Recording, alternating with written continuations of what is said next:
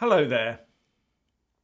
Gina Miller is back, threatening to take Boris Johnson to court if he attempts to prorogue Parliament in order to force through a no-deal Brexit.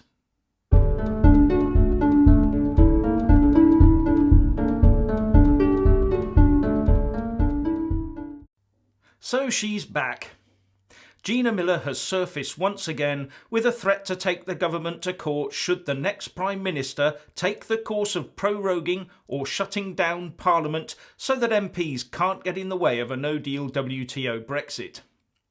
So any new Prime Minister feeling forced to prorogue Parliament in order to fulfil the democratic will of the people now has to face former Tory Prime Minister John Major threatening a judicial review, Tory MP Rory Stewart threatening to set up an alternative and probably unlawful Parliament across the road from Westminster Palace, the Chancellor of the Exchequer talking about a sit-in by MPs to keep Parliament open, unlawfully again I reckon, and now we have Gina Miller threatening court action of her own.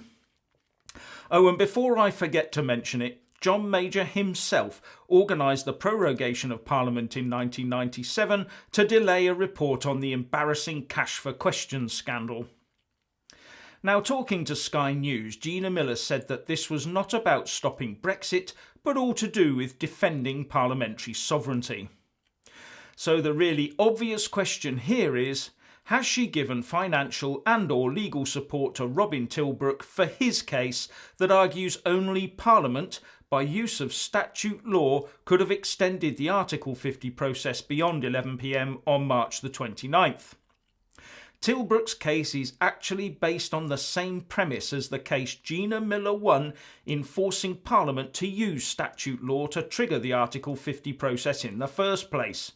So is as much about parliamentary sovereignty as that first case of hers and this latest legal threat. Or does parliamentary sovereignty only matter when it is being used to keep us in the European Union and therefore in the long run remove the very parliamentary sovereignty that is claimed is being protected? I'll leave that to you, the viewer, to decide. Now, as I've said in previous videos last week, Parliament is prorogued by the Queen, not by the Prime Minister. And when proroguing Parliament, the Queen will be acting on the advice of the Privy Council, not the government. The fact that when the Privy Council meets, it is usually just a few current serving ministers, is surely neither here nor there, as they are meeting as members of the Privy Council. The Privy Council meeting is also held in the presence of the Queen. Here's what the Parliament Research briefing paper says about it. The Privy Council meets on average about once a month, and these meetings are held in the presence of the Queen. Only current government ministers, themselves Privy Councillors, attend these meetings. The quorum for a meeting is 3 Privy Councillors, although 4 ministers will usually attend. One of these members will be the Lord President of the Council, the head of the Privy Council Office. He or she is always a Cabinet Minister. Now, as I've pointed out before, the prorogation of Parliament is recognised as one of the 3 personal prerogative powers that the Queen still has, as explained in the House of Commons briefing paper 03861 on the royal prerogative. And that distinction of a personal prerogative power is, I think, very important here, because the briefing paper also says that not all prerogative powers are subject to judicial review. The paper says supervision of the courts may not apply in 3 areas, one of which is where the power has been exercised personally by the sovereign, who is not subject to legal process. The provisions of the Crown Proceedings Act 1947, which allows claims to be brought against the Crown, generally meaning the government, do not apply to the monarch personally. Remember that under this prerogative, the monarch has the important power to, at any time, march into Parliament herself and shut it down. It is the nuclear option she has if government and Parliament start oppressing the people. In fact, earlier this year there were petitions doing the rounds calling on the Queen to do exactly that, to ensure we left the EU on March the 29th.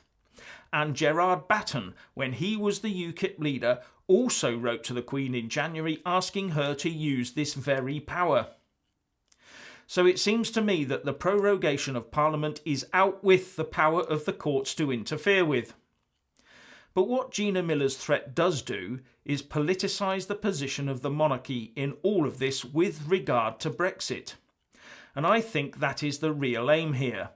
To raise as much publicity about this as possible so as to have people constantly talking about whether the Queen will follow the advice given by the Privy Council, and try and plant the seed in people's minds that if she does or does not, it will show the world where she personally stands on Brexit.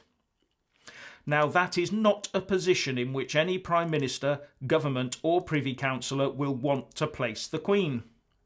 But it seems to me that is exactly the position into which Gina Miller wants to put both the Prime Minister and potentially our Queen in order to further her own political agenda. Anyway, what do you think? Please share and comment, and thank you for watching. Please do like and share this video, and also subscribe to my channel. And when subscribing, please do remember to press on the little bell next to the subscribe button. That way you'll get an alert every single time I put up a new video. Thank you very much for watching.